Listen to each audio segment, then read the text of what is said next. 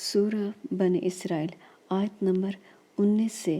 22 تک میں اللہ پاک فرماتا ہے، اور جو شخص آخرت کا خواستگار ہو اور اس میں اتنی کوشش کرے جتنی اسی لائق ہے، اور وہ مومن بھی ہو، تو ایسے ہی لوگوں کی کوشش ٹھکانے لگتی ہے۔ ہم ان کو اور ان کو سب کو تمہارے پروردگار کی بخشش سے مدد دیتے ہیں،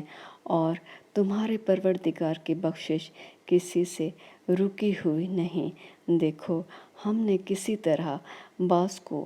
بعض پر فضیلت بخشی ہے، اور آخرت درجوں میں دنیا سے بہت برتر اور برتری میں کہیں بڑھ کر ہے، اور اللہ کے ساتھ کوئی اور معبود نہ بنانا کہ ملامتیں سن کر اور بے کس ہو کر بیٹھے رہ جاؤ گے۔